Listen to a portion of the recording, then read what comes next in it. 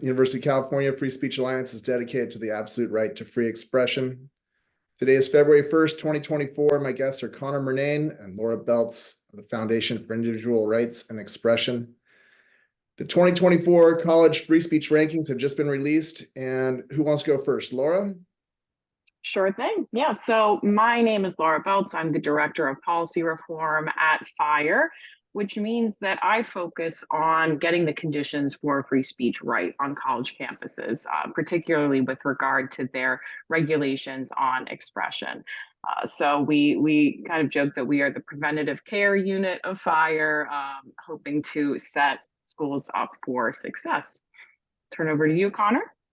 I'm Connor Murnane. I run FIRE's engagement mobilization team, and while Laura, I like the preventative care unit. I usually refer to Laura's team as the friendly lawyers. If FIRE can't work its way cordially with administrators or anyone on campus, I work with folks like you, Mike, to rile up support on campus for change from within. Well, we could use it.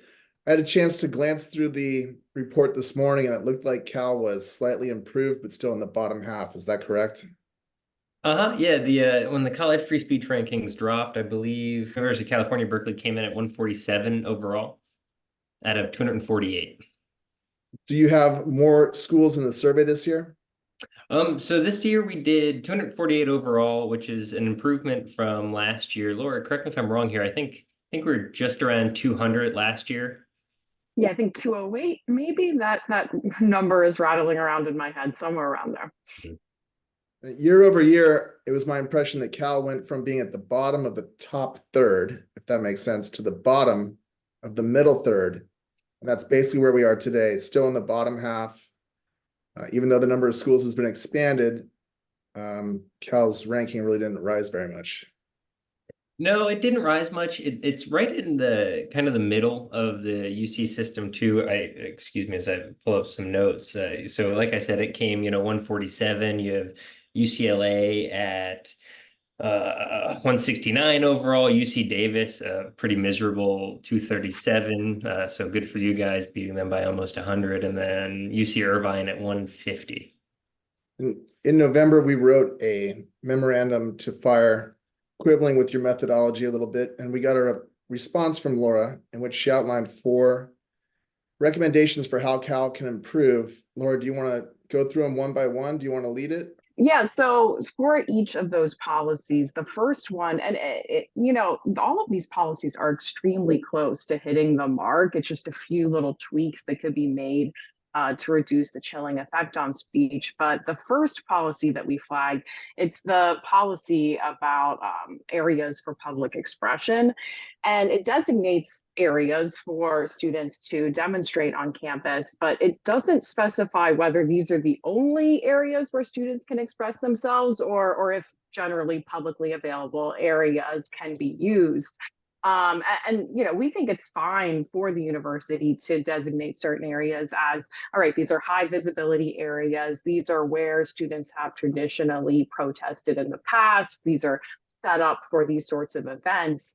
But we just want to see the policy actually explicitly saying, but other areas are also available so long as they don't cause a material and substantial disruption to campus activities. I understand Cal has 1,261 acres of campus. I'm not sure we're ever going to be able to overcome this because the cost of policing that entire area, given the way people behave nowadays, it might be a non-starter, but we'll fight that fight. There's more to it than just policing the zones where protests can happen. We expect an 18-year-old to step foot on a college campus with an understanding of the boundaries of First Amendment academic freedom, when and how an acceptable protest can be put on. And part of that is the administration's job to teach them. So, in the last ranking cycle, only 34% of Berkeley students said that the administration's protections of free speech on campus is extremely or very clear. And that's down from 39% last year. And then, you had another 45% say it's only somewhat clear. So additionally to that, when it comes to whether the administration will defend a speaker's rights during a controversy, only 23% of Berkeley students said that this is very or extremely likely, which is a decline from last year. So you have a student body who's losing faith in the administration to kind of uphold, basic principles. And then you have a student body that also reports at 78% say shouting down a speaker to prevent them from speaking on campus is at least rarely acceptable. Over, 3/4 of students are clearly reporting they don't know the boundaries of protected expression. They're accepting a heckler's veto here.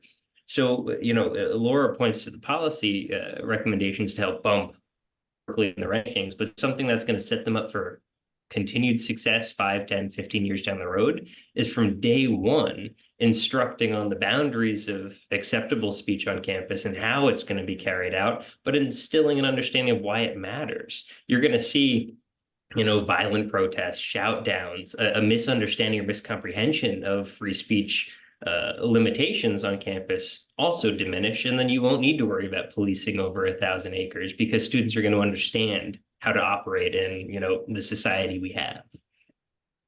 Well, and I should also add, these policies, they aren't one size fits all. And so when I say, all right, the university should make clear it's not just these 2 areas they've designated are available. That doesn't mean they couldn't make a map where they show what areas are available, and it doesn't include the entire campus. We're just concerned that only naming 2 areas is too restrictive. Do you want to tackle respect and civility in the campus community? Sure. So this is another one where I think an easy tweak could be made. It talks about how the university has an expectation that all members of the campus community will maintain a high degree of respect and civility. And so that could easily be revised to sound more aspirational rather than mandatory. Because it's unclear whether they are actually going to be enforcing this against students and against their speech. And so we've worked with schools to adopt aspirational civility statements where they say these are the university's values. We recommend that you engage with each other with civility and respect, but we also affirm your free speech rights. So that could be an easy swap there. Cal has its own aspirational documents called the Principles of Community. And I've been urged by other groups that we should adopt the Chicago Principles and the Calvin Report. I don't really see it happening. Cal's a proud school. They're not going to adopt something that has another school's name. So what I'm trying to galvanize is we can tweak the Principles of Community. Cal has a new chancellor coming, and no one wants to rehash the production of the Principles of Community, but I think the resultant document is just really platitudinous and hackneyed and bland, and we need to insert a clause that says something about the absolute right to lawful freedom of speech. That would make that a lot more forceful and effective and clear to the students. Yeah, we can take a look at that document in particular and suggest some edits. But yeah, I mean, it's been common across the country at various schools where, they don't want to adopt something that says the Chicago statement either. They want their own statement, and they want it to reflect their values and the history of the campus and so forth. So it's pretty common for schools to adopt what are essentially the principles from that statement, but in their own words. And we think that's great. Okay, I'm going to move on to universities campus climate, which is kind of big. Can you explain to us what that means? Yeah, so this is a system-wide policy. It's a bias reporting policy that applies to all of the UC campuses. And so when we were working with UCLA to get their policies revised, UCLA said, we don't even use this. We don't investigate speech under this form. And so we asked them to make a statement basically disclaiming the reporting form and making clear on their website that, we don't use this form to investigate protected speech. And so that was the way that they handled it. Because here, this reporting form, it asks for students to report expressions of bias and hate speech, and it doesn't clarify what happens to those reports. And Berkeley on its website says, we will investigate reported conduct. Let's see, it says, those who are alleged to violate the law or university policy. Okay, but it doesn't say what happens to protected speech when it's reported. So we just want to take that extra step to clarify. I noticed your memorandum said, I'm gonna quote the memorandum here. It says, you would like us to clarify by saying, or by including, however, protected speech at UC Berkeley that is reported through the system-wide form will not be subject to investigation or punishment. I thought that it's impossible to implement any of those things without investigating. We should drop the investigation part and say it's not subject to punishment. Like you can't know without investigating. You got to investigate, just don't punish. I guess this is a difference in opinion on what investigation means, because I mean, I see it more as a preliminary review to see, all right, is this protected speech or is it not? We can send this over to our regular conduct process if it looks like it isn't protected speech, and then that can go through investigation. But we worry about speech like this being subject to a lengthy investigation where the student might be hauled into the dean of students office, have to answer for that speech, when that can be essentially just as chilling on their speech as actual punishment.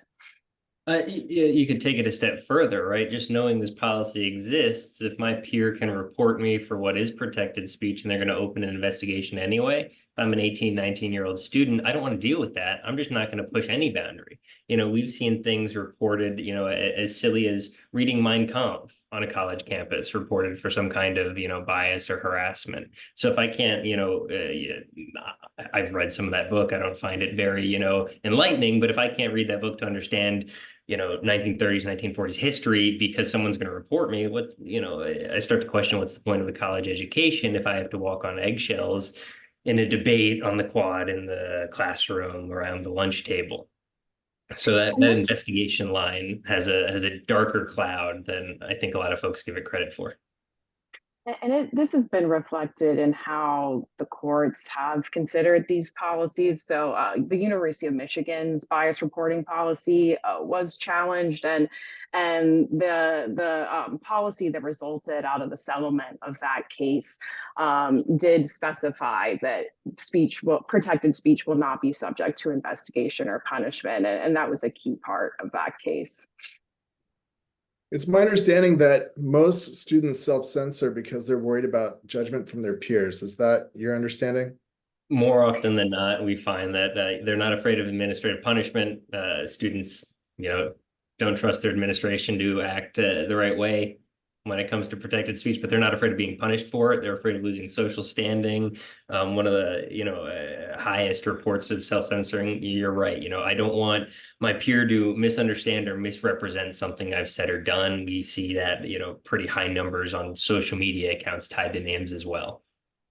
So if Cal wanted to rise in the rankings, probably the single most important thing that we could do is to abolish the bias reporting teams and investigations of protected speech that happens on campus.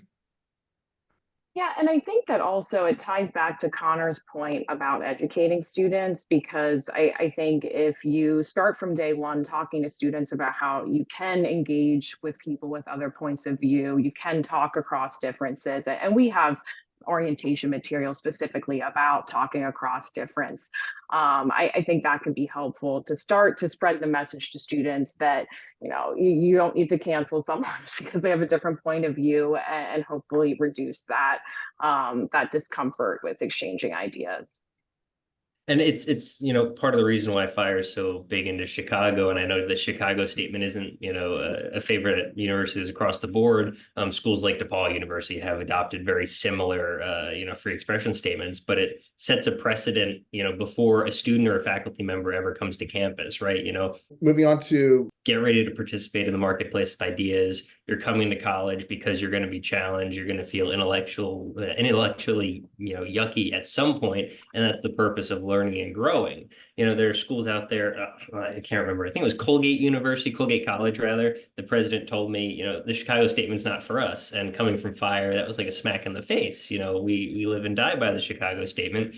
And he said, it's not for us, but what I do for every incoming freshman class, I have a 45 minute lecture on free speech in the classroom here and why it's important. And then he doubles down, and once a semester, college president brings someone who has a different policy position than him on, any issue under the sun to campus, and they have a little debate, more of a discussion about that issue. Not only does it humanize the president to the students, but they see him engaging in the ideas that he's preaching about during their orientation when they're brand new to campus. It sets the stage for the rest of their college career. And that's why we like these statements, because it's a signal to anybody coming, you best be prepared. We're not going to stand for any nonsense. Harassment policies. I was imagining it when I heard someone say that there was a bump for having a free speech cafe. I wish, we'd see a much higher grade, because right now the number one overall school only scored about a 70, 76, if my memory is correct. And in the house I grew up in, that was as good as a failure. Right. Yeah, they don't get an automatic bump just for having an event. I mean, having a free speech cafe, that might then result in a better climate for free speech that would be reflected in the surveys down the road, but not just a bonus point for only that.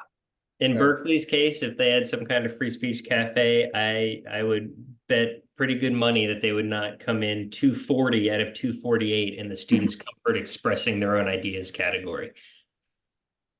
But that's all student reported data. So, you really need to change hearts and minds. You need to make it so the students are comfortable debating and testing each other, separating ideas from the individual. It's the same line we hear day in and day out, right? It's the university's job to create an environment where students are free to teach and discuss, and faculty or learn and discuss, and faculty are free to teach. And right now at Berkeley, you have a high support of disruptive conduct and a lack of willingness to comfortably express your own opinion. So you have students like this class of 2024 saying, there was a fellow student who had a very specific take on a book series I enjoy, and he took it a very metaphorical and racist way. I felt that the book series was not that metaphoric, but found myself agreeing with him instead of disagreeing, because I didn't want to side with a author that was publicly accused of being a racist on campus.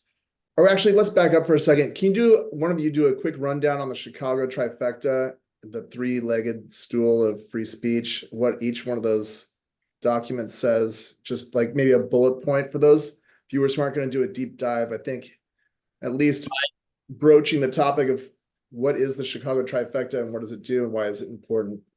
By the trifecta, do you mean the Chicago Statement, the Calvin Report, and the Shills Report? Yes. Laura, correct me if I'm wrong, but Fires never really weighed in or endorsed the Shills Report, right? Right. So we have endorsed both the Statement on Freedom of Expression and the Calvin Report, but not the Shills Report. So I'm not too familiar with that one, but it's hiring and promotion, correct? Fires. Okay. Yeah, Fire's general stance on that, and we can move to the other two for a deep discussion. Don't sweat it. We'll edit that part out. Perfect then. All right, so we'll just go for Chicago and Calvin. Laura, do you want to take it away? Two-legged stool, which will not be very sturdy, but so the Chicago Statement, the Statement on Freedom of Expression, it's a brief statement. I think it's only about a page long, but we see it as the gold standard because it unequivocally endorses freedom of expression and academic freedom. And it importantly says that freedom of expression isn't without limits. So it talks about how certain disruptive conduct, harassment, etc., is not protected by the First Amendment, but it informs students that it's not the role of the university to shield students from ideas that they may find offensive. The Calvin Report is a report endorsing universities taking a position of institutional neutrality, meaning that the institution will not speak on political or social matters unless those matters they threaten the very mission of the institution. So rather than administrators, the president making a public statement about a political issue of the time, they allow students and faculty members to debate those issues. And we endorse that in particular because we find that often when universities make statements on political issues, they're putting a thumb on the scale of debates. They're preventing students or chilling them from feeling that they can express themselves on these topics. And it sort of sends this message that this issue has been settled. This is what we all think, but we don't want that to be the climate at a university. Seems to me like the Calvin report should be a gimme for administrators. They would just prevent so many self-inflicted wounds and unnecessarily alienating the donors and turning off alumni. Yeah. I mean, Yeah. you would think it would make their lives a lot easier. And I think we're especially seeing that since October 7th. And university presidents have really backed themselves into a corner, having to make repeated statements. And when they don't make a statement, it seems like they are making a statement and refraining from doing so. Well, an opportunity for our new chancellor, whomever he or she may be. All right, harassment policies. It looked like Cal got a B for non-sexual harassment and a D for sexual harassment policies. I didn't do the deep dive, at least I haven't had a chance yet, but can you tell us what's up with that? So those letter grades are a somewhat separate issue from the free speech part of it all. Those grades are for the due process protections that those procedures provide students. So when they're accused of harassment, sexual harassment, or other forms of misconduct, what sort of due process protections they'll have when they're going through the conduct proceedings. So, will they be told that they're innocent until proven guilty? Will they be able to have an advisor with them? Will that advisor be able to speak? How quickly will they be able to hear about the charges? Will they be able to prepare in advance? Those sorts of things. So what we see there is pretty common across schools, that you'll have different procedures applying to different types of misconduct. Which is an issue in and of itself. But the scores there reflect that we're not seeing the sort of due process protections that we want to see. And I'm going to guess that those grades are unchanged from last year. Is that right? So we didn't release a report on due process this year because we've been waiting in this limbo stage, because the Title IX regulations from the Department of Education were set to be released last May, I believe, and then they were pushed to October, and then they've been pushed again to March, maybe, but it's sounding like the final rule still won't be released in March. So we are waiting for those new regulations that will require different procedures. I'm really going to test your knowledge here, but the D that Cal got, is it related to a student's inability to face his or her accuser? That's likely the case, but I mean, I would have to double check that to be sure. But I have a feeling that, the Title IX regulations required that protection, but I assume that the University of California, their procedures have two different tracks, where they have Title IX matters and then they have sexual harassment falling outside of Title IX. And oftentimes the protections are weaker for that sexual harassment falling outside of Title IX. So they wouldn't have that ability to face their accuser in that track. Okay. Anything else you want to talk about before we go? I think just so we also flagged two harassment policies at Berkeley for not meeting the substantive harassment standard that was established by the Supreme Court. So those two policies, one of them is Berkeley's own, and then the other is the system-wide policy. And so those policy issues, that's going to be a continuing issue, again, because of those Title IX regulations. So it is a difficult and moving target to hit. So if I were looking to target policies at Berkeley, those would be at the bottom of the list. I think you'll have better success with those bias reporting and civility issues. Connor, do you have a parting thought? No, but I have the answer to your D question. What Berkeley is missing is meaningful hearing process, right to present to a fact finder, right to meaningful cross-examination, active participation of an advisor, and I can't say this word, clear and convincing evidence.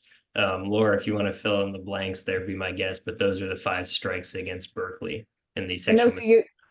So you were exactly right about it's that inability to cross-examine witnesses, the lack of a meaningful hearing. You were right on the money about guessing why it received that D score.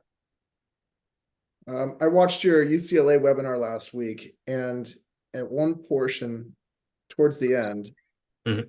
I heard Fire say that they give a little bump in scores for schools that have like a free speech cafe. Like I applaud the methodology that Fire's using, and it's great, but there is a little wiggle room in there sometimes, right?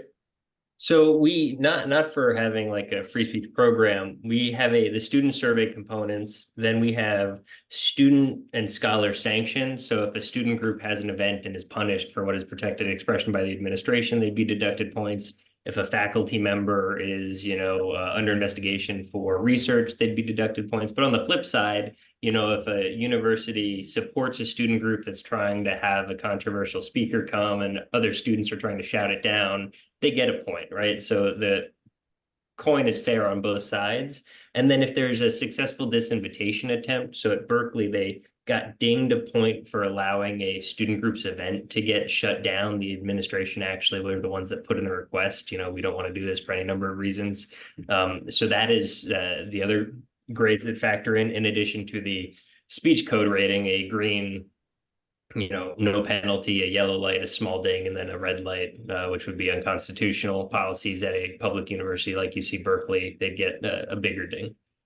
I don't know how to respond to that. I mean, It's tough, but I'm becoming more and more optimistic. You were on that UCLA webinar, and the professor talked about 40 professors coming out of the woodwork to join a heterodox chapter. Someone asked a question about, is there anything to support for civic education or free expression? And they pointed to an independent center on campus doing it. You look hard enough at any of these colleges. At Berkeley, they have the Baxter Liberty Initiative. They just had Fire there a few months ago to do a civil discourse training for students. How do you engage across differences? How do you debate a contentious issue without taking it as a personal attack? And while it may seem bleak, there's folks on every single campus trying to better it for all. well, we appreciate all the work you guys are doing. Thanks to Fire and groups like you, and hopefully Cal can change its culture and rise in the rankings and lead to a freer, more prosperous society. Thanks for your That's time. great. No problem. Take care.